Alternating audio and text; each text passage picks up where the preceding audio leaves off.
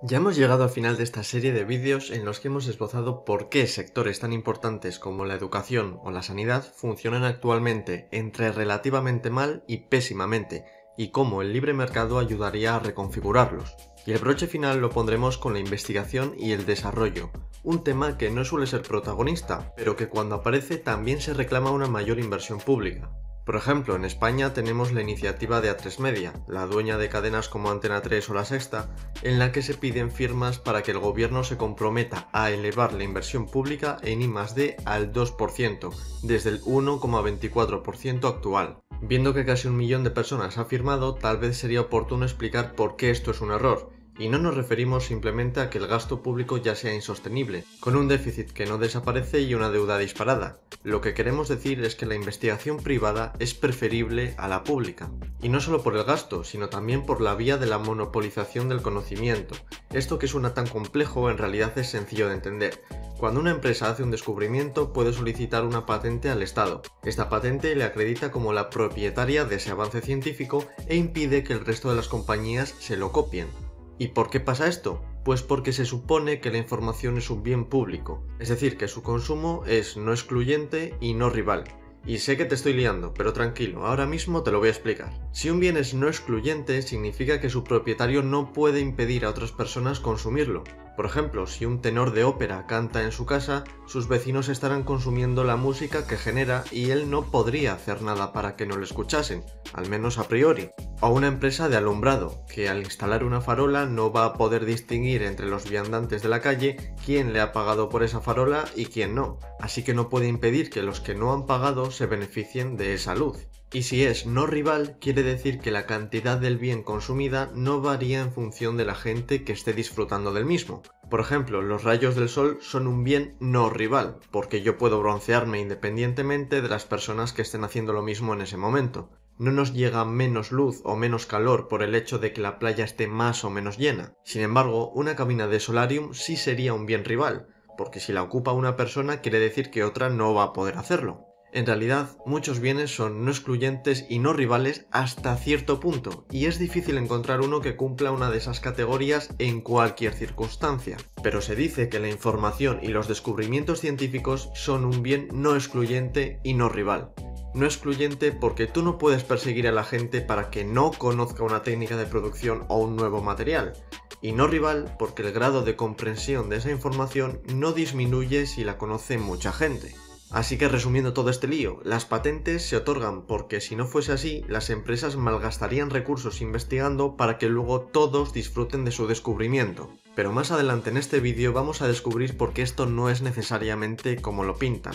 Ahora vamos a ver qué hay del gasto público en I+D. ¿Por qué no se debería mantener este? Pues para empezar, porque no hay ninguna linealidad entre mayor gasto y mayores descubrimientos. De hecho, estos muchas veces se dan por pura casualidad, y aunque se dediquen más fondos, las casualidades no tienen por qué aumentar. No obstante, una de las economistas más reconocidas en el campo de la investigación, que es Mariana Mazzucato, reconoce esto mismo, y aún así defiende que es el Estado quien debe aportar recursos para I+D. Para ella, el sector público puede quemar dinero en proyectos de los cuales muchos fracasarán, precisamente porque con esa aleatoriedad en el éxito, el sector privado no invertirá nada.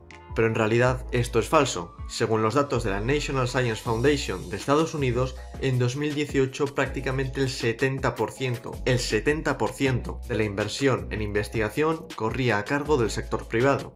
Además, entre los proyectos financiados por el sector público destaca la defensa nacional, algo que no es directamente productivo y que difícilmente podría asumir el sector privado. En el caso de España, el 58% de la I+D está financiada desde el sector privado.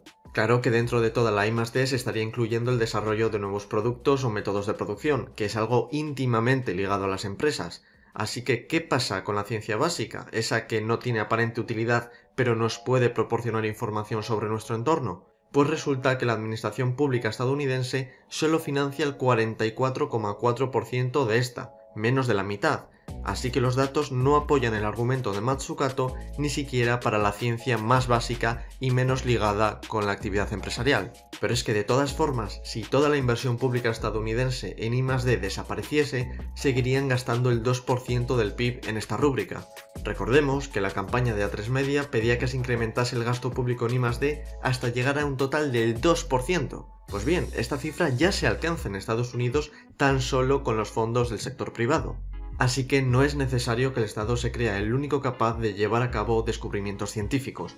El sector privado puede hacerlo perfectamente solo.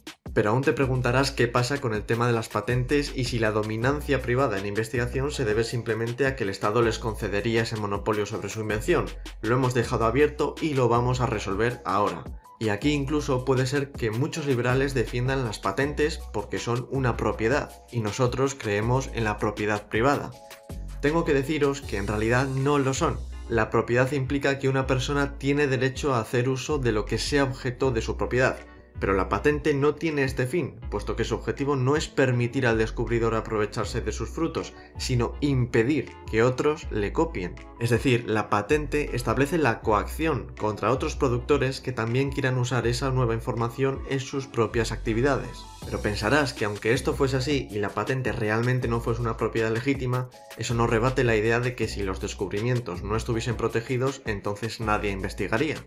O por lo menos no se investigaría en aquellos que requieren unos gastos importantes, como por ejemplo los medicamentos. Pues según Cohen y Walsh, en una investigación de 2002, realmente las empresas farmacéuticas usan el secreto industrial como la principal herramienta para rentabilizar sus inversiones en I+D, seguido de ser los primeros en entrar al mercado. Las patentes como instrumento quedan en tercera posición, y lo mismo ocurre en informática y semiconductores, donde las patentes se van hasta el quinto puesto, superadas también por las sinergias en las ventas y las sinergias en la producción. Ni siquiera llegan a tener la máxima importancia en las biotecnológicas, dado que ocupan la segunda posición por detrás del secreto industrial. Pensad como caso alternativo en Coca-Cola, una empresa que ha conseguido mantener su fórmula en secreto desde hace décadas y que no ha necesitado ninguna patente, a pesar de que los intentos por replicarla han sido muchos.